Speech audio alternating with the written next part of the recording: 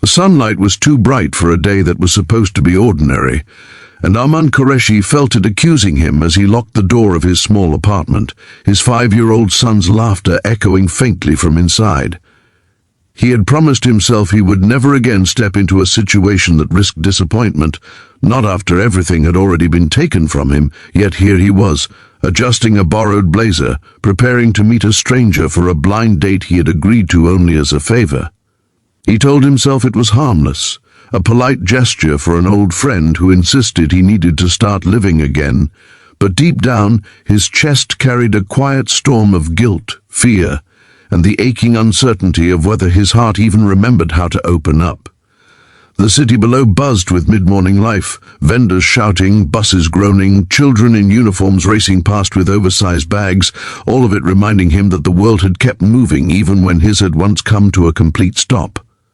Before we continue, if you believe in kindness and second chances, take a moment to like this video, share it with someone who needs hope today, comment your thoughts, and subscribe to the channel Kindness Touch to support more stories that remind us how powerful compassion can be.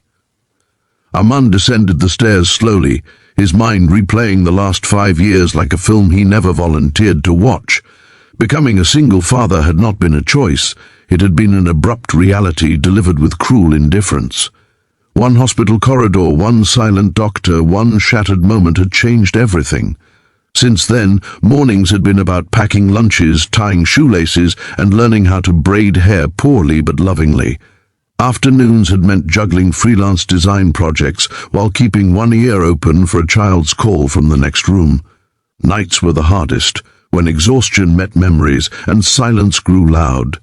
Yet through it all, his son Zion had been the reason he kept breathing through the weight of grief, the reason he believed that even broken hearts could still beat with purpose.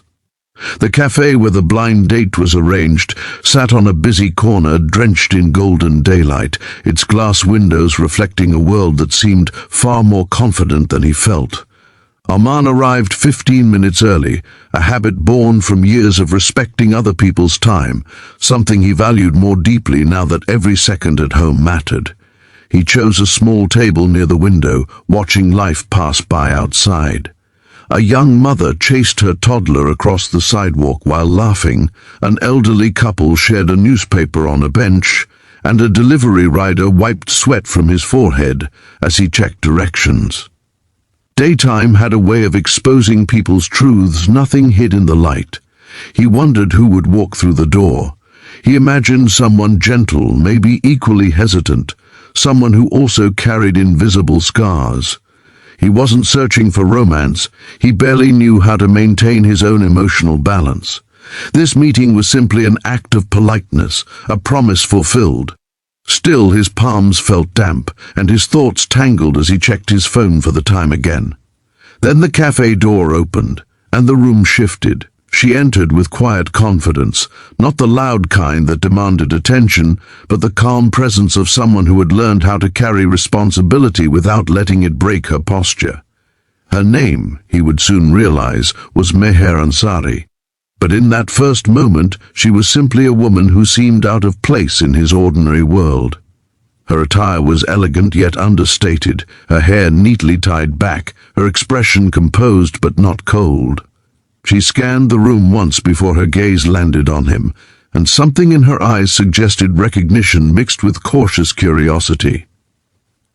Arman stood up too quickly, almost knocking his chair back, embarrassed by his own nervousness. As she approached, he noticed the subtle signs of a demanding life, the faint fatigue beneath her eyes, the precise way she held her bag, the measured breath she took before sitting down. It wasn't until a passing waiter greeted her with unusual respect and another customer whispered her name with admiration that Arman realized the truth that nearly made his heart skip. Meher Ansari was the CEO of one of the city's fastest-growing tech companies, a woman whose interviews he had occasionally seen shared online, praised for her leadership and criticized for her uncompromising standards. The realization struck him like a sudden gust of wind, leaving him momentarily unsure of how to proceed. He had expected an ordinary meeting, not a conversation across the table with someone whose life seemed galaxies away from his own. The sunlight pouring through the window illuminated the contrast between them. Arman, with his worn watch and slightly faded blazer, carried the simplicity of survival. Meher, with her poised demeanor, represented achievement carved through relentless effort. Yet as the minutes unfolded, something surprising happened. The titles dissolved, and two human beings began to recognize the weight each carried. Arman spoke about fatherhood in broad, reflective terms, describing how daytime had become his favorite because it belonged to his son's laughter, school drawings taped to the refrigerator, and spontaneous questions about clouds and birds. He shared how grief had reshaped him, teaching patience he never knew he possessed. Meher listened with an attentiveness that revealed her own hidden exhaustion.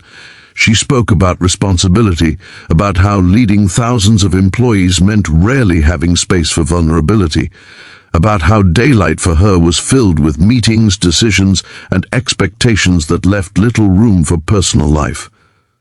As the cafe hummed with lunchtime energy, Arman noticed something in Meher's expression soften whenever children passed by outside. It was the kind of look that came from someone who once dreamed differently, though neither of them delved into personal losses directly. The unspoken understanding between them grew stronger with every passing minute. The date no longer felt like an obligation. It became an unexpected exchange of truths rarely shared with strangers. Arman found himself laughing genuinely for the first time in months, surprised at how natural the moment felt. Meher, too, allowed herself to relax, the sharp edges of corporate composure melting into a quieter authenticity. The brightness of the day seemed to bless the encounter, as if the universe had orchestrated this meeting not as a romantic twist, but as a reminder that human connection often arrives when least expected. Yet beneath the warmth, Arman struggled internally. He questioned whether someone with Meher's world could ever intersect meaningfully with his own. He worried about exposing Zayan to someone whose life might not accommodate the chaos of a child's needs. His heart, protective and cautious, reminded him of past pain, but another voice inside whispered that life rarely offered perfect conditions, only opportunities to choose courage. Meher faced her own silent conflict. For years, she had prioritized her company over personal happiness, believing emotional attachments were distractions she could not afford. Sitting across from Arman, hearing about bedtime stories and small triumphs of fatherhood, she felt a longing she had buried resurface gently. The realization both comforted and frightened her. She admired Arman's resilience, his humility, and the way he spoke of his son with unwavering devotion. It reminded her that success measured only in achievements often missed the essence of fulfillment. The cafe gradually emptied as the afternoon sun shifted, casting longer shadows across their table. Time had moved unnoticed, something neither of them expected. When they finally stood to leave, there was no grand conclusion, no promises spoken, just a shared awareness that something meaningful had occurred. It wasn't romance yet, nor was it merely coincidence. It was two lives acknowledging each other's courage in surviving their respective battles. Arman walked out into the bright afternoon feeling lighter than he had in years. The city seemed friendlier, the noise less overwhelming. He realized that agreeing to the blind date had not been about seeking companionship, but about proving to himself that his heart still had room for possibility. He looked at his phone and saw a message from his babysitter saying Zayan was asking when he would be home. A smile spread across his face as he imagined telling his son about meeting someone interesting, someone kind. Meanwhile, Meher returned to her office building, the glass facade reflecting the same sunlight that had witnessed their meeting. She paused before entering, taking a deep breath that carried a sense of clarity she hadn't felt in a long time. She understood that life's most valuable connections often appeared outside carefully planned schedules. Arman's sincerity had reminded her that vulnerability was not weakness but a bridge to genuine understanding.